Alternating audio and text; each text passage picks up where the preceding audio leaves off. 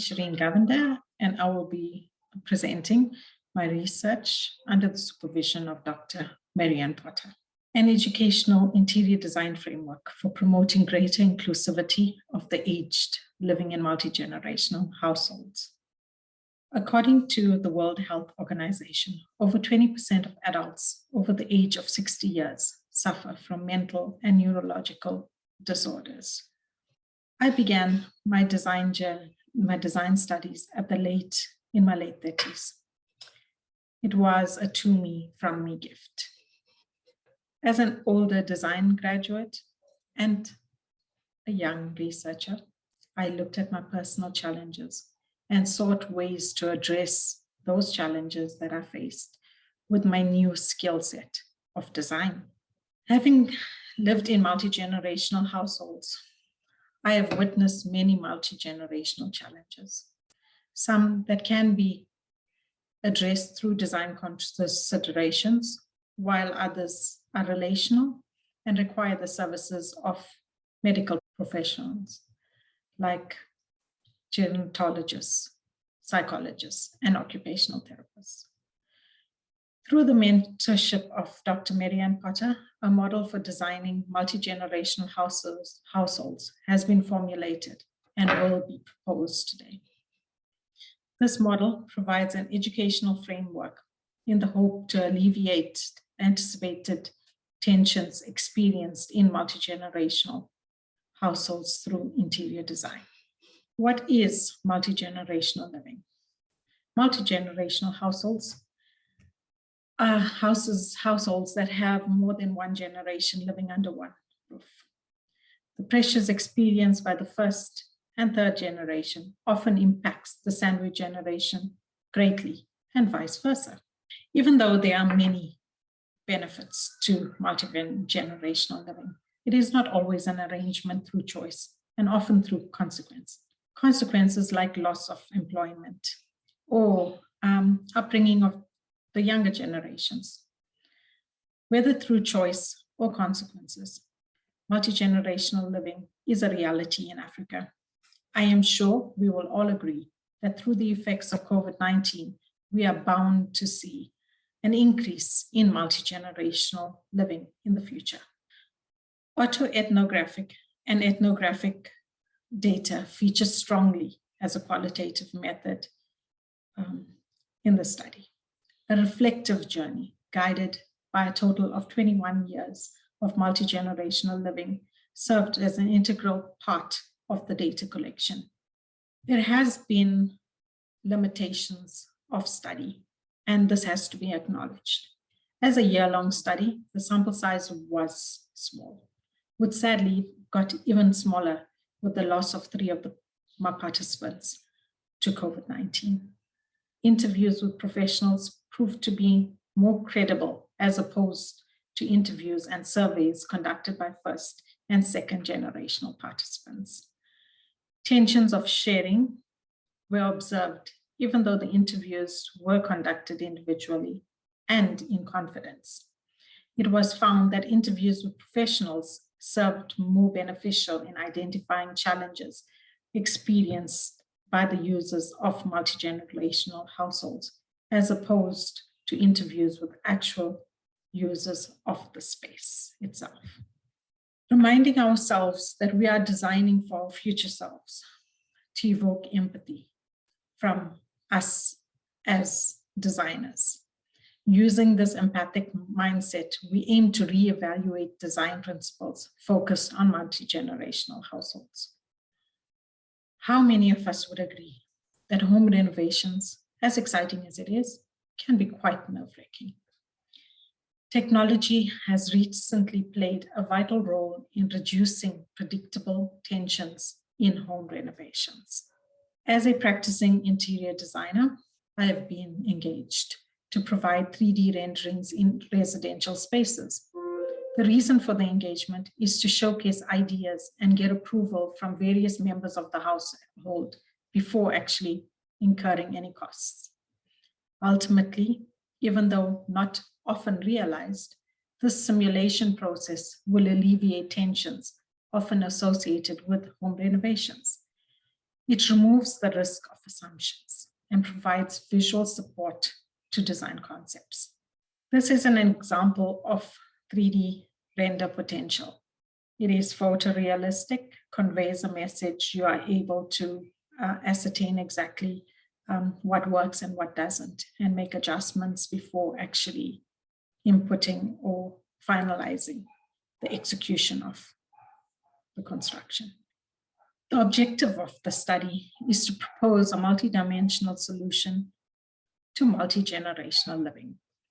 In this study, it has been seen as an opportunity to start educational design conversations amongst designers and design students to not only design with consideration for the aging population, but in fact, to start designing for our future selves. Sarah Arper discusses designing for the aged as designs for the frail and the needy. Yes, frailty is a characteristic and reality of aging. But if we design for ourselves, would we really design for frailty, or would we rather design to promote inclusivity and to stay active for longer? Upon entering the design field, I noticed a phrase that is commonly used. We are designing for them, not us. The word them automatically disconnects the designer from the designs.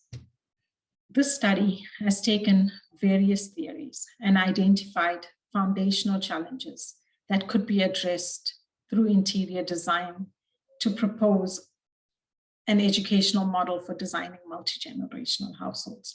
The first theory is the social inclusion theory, which consists of a theoretical sociological perspective and coupled with a functional interior design perspective. It draws on the fact that to design multi-generational interior spaces, a sociological understanding is of essence. The second theory that was drawn on is VUCA. VUCA aligns strongly with the social inclusion theory and neatly organizes the tensions with possible solutions, according to Bill George from Harvard Business School's response with VUCA 2.0. VUCA can be associated with relating to the tensions created in multi-generational households, and VUCA 2.0 creates a good standpoint in terms of possible solutions to address the tensions experienced. As a designer and gerontologist, Patricia Moore's 2013 conference, Design for All, so inspiring and captivating, that I have been trying to convince one of my children to follow the field of gerontology. It's not working as yet, but I will keep trying. Being able to design for all is a responsible way of designing, whether we have bad backs, arthritis, or just plain laziness. Having an open sesame front door would be amazing, wouldn't it? Empathic designing encourages collaboration between designers, manufacturers, and members of various families. It promotes inclusivity. The empathic model features strongly and has a guideline to designing multi-generational households. To project multi-generational living as a unit, as one whole, the teachings of a combination of the social inclusion theory, VUCA 2.0, and the empathic model has been drawn on. This learning combination positions a multi-dimensional solution as an educational framework for designing multi-generational living spaces. Using the acronym MSML, the MSML empathic model is being proposed. The principles, the design principles for multi-generational living, as you see featured on the screen, will be briefly explained to highlight the different principles that have been identified. User-centered design, particularly in the aging population, is relative, as age itself is a relative concept. Designs with multi-generational households must be customized according to the needs of that particular household. Inclusivity, due to the dynamics that exist between multi-generations, Using design solutions that promote inclusivity is necessary. Solutions such as a dining area that provides seating to meet the needs of all the members of the household is a simple solution, and yet an effective one. Usability, being able to propose design elements that are user-friendly for all generations. For an example, a mirror with a tilt function will serve well to someone in a wheelchair, but it will also serve well to someone attending to the daily grooming needs. Self-care.